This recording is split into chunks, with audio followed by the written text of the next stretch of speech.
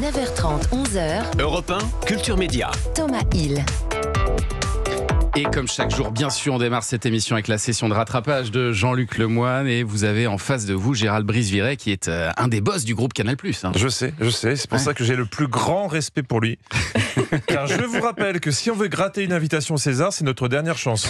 C'est maintenant. Nous, les éternels oubliés de la fête. Car moi aussi, j'aimerais faire des selfies sur le tapis rouge avec Olivier Benkemoun. Non, vous n'allez pas encore faire le Fayot, j'espère. Hein, parce que c'est gênant à chaque fois. Non, pas du tout.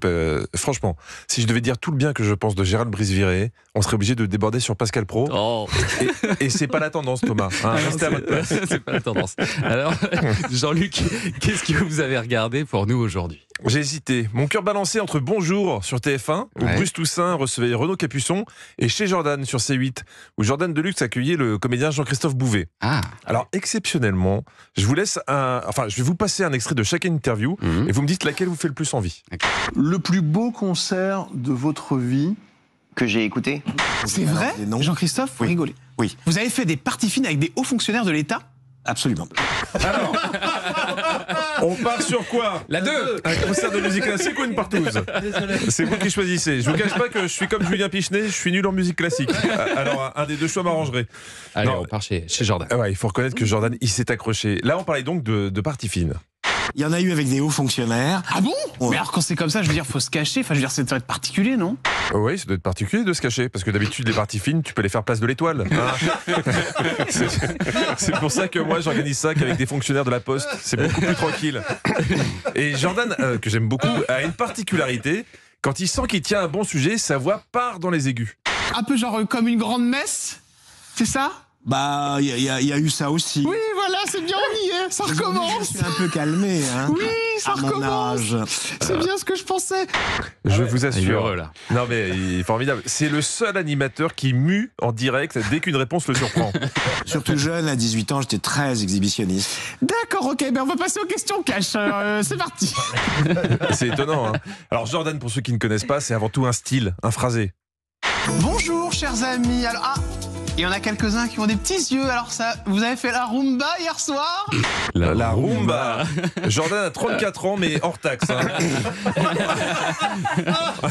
En plus, je pense qu'il voulait dire la nouba. Parce que faire la rumba toute une nuit, je le conseille à personne. Sauf si vous êtes en couple avec Chris Marquez. Mais en quelques mois, Jordan a su s'imposer comme le confident des stars et quelques gens au chômage aussi. Et chez Jordan, on parle santé avec les invités. Là, c'était Laurent Fontaine. Vous avez sujet à des problèmes de santé ou pas du tout vous? J'ai des rhumatismes inflammatoires. D'accord. Je ne bande plus. Ah, c'est vrai. Non. Il n'y a que Jordan qui peut avoir ce genre de confidence. Surtout qu'après, il faut voir les questions. Si vous avez une petite baguette magique, quelle est la personne que vous aimeriez revoir? Quand le mec vient de te dire qu'il ne bande plus, est-ce que c'est délicat de lui demander ce qu'il ferait avec sa petite baguette magique? Je ne critique pas, je demande. Si Jordan a aussi reçu Jean-Jacques Perroni. Alors moi j'ai vu Paris pour l'enfance. Mais est-ce que vous êtes né quelque part en particulier, Jean-Jacques? A priori, je pense que la réponse est oui. Hein. Jean-Jacques Perroni qui nous a raconté qu'on lui avait greffé un foie et qu'il avait complètement cessé de boire. On lui a aussi parlé de ses anciens collègues des grosses têtes. Christine Bravo, est-ce que ça s'est un peu assaini avec elle? On est à table, pas de gros mots. D'accord. Bernard Mabille. C'est celui avec qui je partirai jamais en vacances. Autre personnalité, Yoann Rioux. Là aussi, c'est une fausse sceptique que vous me montrez là. Je connaissais les gens qui ont l'alcool mauvais, j'ai découvert la sobriété mauvaise. Ah ouais. Je vous conseille aussi de regarder car vous pouvez gagner 10 000 € à la fin de l'émission. Alors, avec quel célèbre imitateur Jean-Jacques Perroni a-t-il collaboré? Attention, seuls ceux qui ont suivi l'émission peuvent répondre. Kev Adams ou réponse 2, Laurent Gérard? Oui, seuls ceux qui ont suivi peuvent répondre. C'est dur. Ouais, c'est dur. En même temps, dans les deux, il n'y a qu'un seul imitateur. Je dis ça, je dis rien non plus. Hein, et parfois, les jeux sont encore plus durs. Question de culture générale. Alors, c'est parti. Quelle est la montagne la plus haute du monde? Est-ce réponse 1, le Mont Blanc? Ou réponse 2, William Shakespeare? Non, je l'ai un peu trafiqué, celle-là. Mais vous y avez cru en plus. Il y a eu un moment de flottement. C'était juste pour que vous trouviez au moins une réponse aujourd'hui. Allez, bon week-end à tous et bon César. Merci Jean-Luc Lemoyne qu'on retrouve lundi et puis d'ici là en replay bien sûr sur europe1.fr.